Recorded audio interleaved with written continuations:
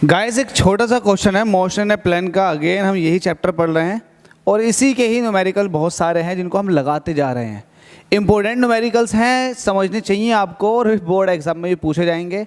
वरना आप लोग नीट का बेस तैयार कर लीजिएगा बहुत अच्छे तरीके से। जो लोग आईआईटी करेंगे भाई अपना आईआईटी का बेस अच्छे से तैयार कर लो। ऐसे क्वेश्चन आप लोगों से आने चाहिए, बड़े ईजी क्वेश्चन होते हैं ये। बस लैंग्वेज को पढ़ो और जैसा कह दे उसी के अकॉर्डिंग चलो, आपका आंसर गलत नहीं होगा। देखो हमसे क्या कह रहा है, हमसे कह रहा है two boys raising a load pull at angle to each other. दो लड़के हैं और वो किसी लोड को खींच रहे हैं, कोई एंगल होगा उन दोनों के बीच में। यस, वो हमसे पूछ रहा है। हमसे क्या कह रहा है, if they exert forces of 30 newton and 60 newton respectively. अब वो दोनों जो हैं वो एक 30 न्यूटन का फोर्स लगा रहा है, उसमें से दूसरा 60 न्यूटन का फोर्स लगा रहा है। और हमसे ये कह भी रहा है and their effective pull is at right angles. जो उनका इफेक्टिव पुल है, इफेक्टिव पुल का मतलब क्या होता है, इसका मतलब होता है रिजल्टेंट। दो फोर्सेस लग रहे हैं, उनका रिजल्टेंट कहाँ है, 90 डिग्री पर है, हमसे कह दिया। तो बना लेते हैं, लेट अस सपोज कि ये पर्टिकुलर पॉइंट है या लोड है जिस पर दो फोर्सेस लग रहे हैं। एक लग रहा है ये और दूसरा लग रहा है कुछ इस तरह से। थोड़ा इसको और बेंड कर देते हैं ताकि अच्छा लगे, इसको थोड़ा ऐसे ले लो, ठीक है भाई, और स्ट्रेट लाइन बना देता हूँ ये। अरे क्या हो रहा भाई, ओहो सच में ये लाइन तिरछी भाग रही है भाई मेरे हाथ से। ठीक है, मुझे अच्छी नहीं लग रही, लाइन तिरछी है भाई, इसको स्ट्रेट बनाओ, ये है। ठीक है, तो लेट अस सपोज कि ये जो पुल है ये है P और ये जो पुल है ये है Q। बात समझ में आ गई इतनी? हमसे कह रहा है जो इन दोनों का रिजल्टेंट है वो छोटे वाले से। हमसे क्या कह रहा है, कह रहा है if they exert forces 30 newton and 60 newton respectively and their effective pull is at right angle to the direction of the pull of the first boy. Let us suppose कि P जो है ये फर्स्ट बॉय है, इससे 90 degree पर इनका क्या निकल कर आएगा, रिजल्टेंट। तो थोड़ा इसको इस तरह से बना लो, ठीक है भाई, 90 डिग्री पर। किस किस का रिजल्टेंट है, ये रिजल्टेंट है P का, P और Q दोनों का, तो कुछ इस तरह से निकल कर आएगा। ठीक है, तो ये डायरेक्शन आपको पता चल चुकी है, जो रिजल्टेंट की डायरेक्शन है वो है 90 डिग्री। लेट अस से कि दोनों फोर्सेस के बीच का एंगल कितना है, थीटा है। तो ये आपको इतना सब कुछ पता होता है तब आप क्या लगाते हो। हमसे पूछ क्या रहा है, हमसे पूछ रहा है व्हाट इज द इफेक्टिव पुल। हमसे इसका मतलब इन दोनों का रिजल्टेंट मतलब R की वैल्यू पूछ रहा है और साथ में ये पूछ रहा है कि एंगल बता दो दोनों आर्म के बीच में। तो आंसर लगाएंगे और लिखेंगे let's say angle between both arms R. R क्यों लगाएंगे भाई, एक ही एंगल निकल कर आएगा, इस थीटा। आपने मान लिया है कि दोनों आर्म के बीच का जो एंगल है वो कितना है, थीटा। ठीक है, देन जब ऐसा है तब आप डायरेक्शन वाला फॉर्मूला लगाओ। डायरेक्शन क्या है भाई, डायरेक्शन आपकी 90 डिग्री पर जा रही है P से, तो आपके पास डायरेक्शन वाला फॉर्मूला क्या होता है, tan थीटा। अब यहाँ पर थीटा तो कहेंगे ना, थीटा दोनों के बीच का एंगल, tan बीटा कहते हो आप।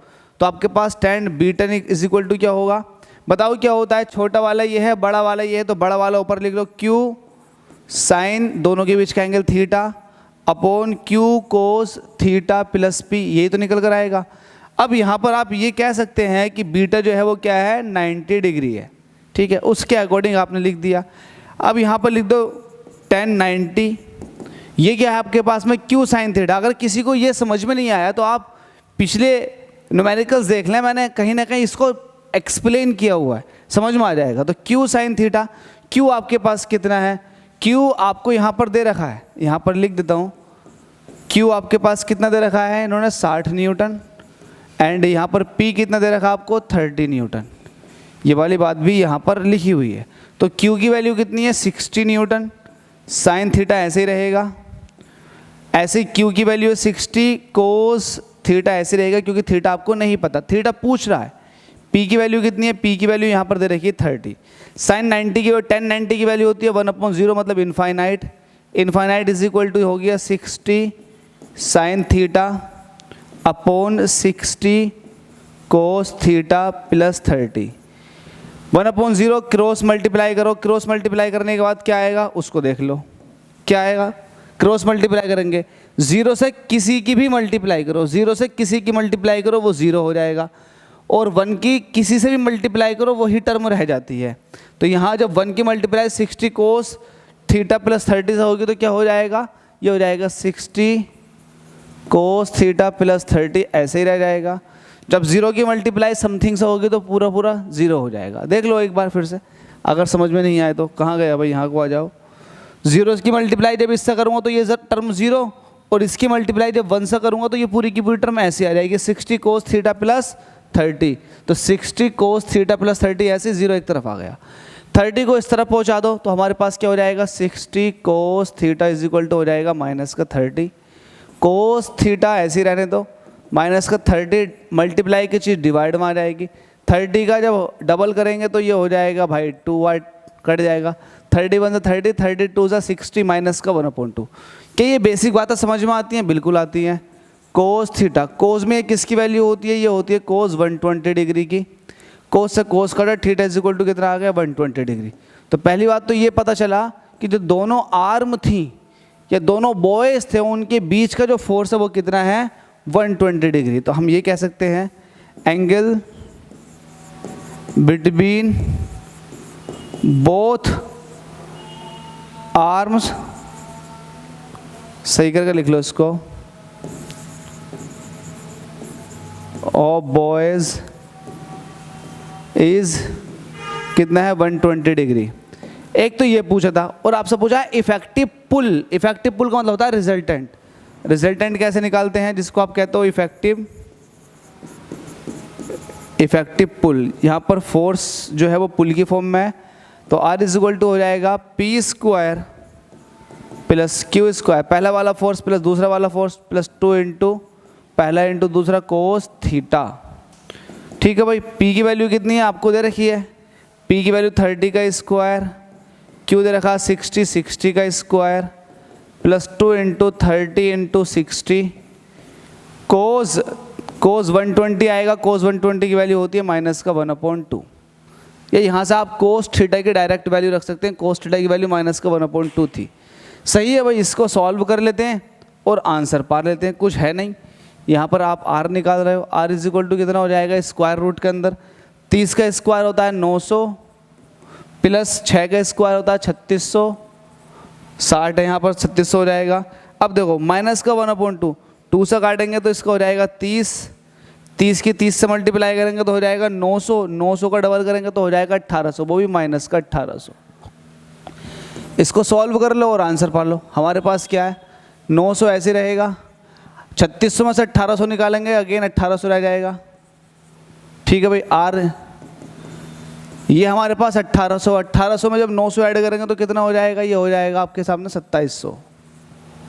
ठीक है, R इज इक्वल टू कितना हो जाएगा, इसको कह सकता हूँ 109 इंटू 3, तो ये आपके सामने कितना आ जाएगा, 100 का आ गया 10, 9 का आ गया 3 और √3 ऐसे रह जाएगा।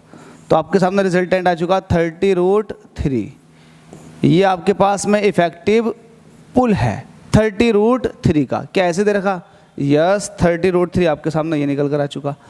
तो कोई टफ था, बिल्कुल टफ नहीं था। दोनों के बीच का एंगल भी निकाल दिया आपने, और आपने एंगल के साथ साथ इफेक्टिव पुल भी निकाल दिया। थोड़ा सा जल्दी समझ लेते हैं एक बार फिर से।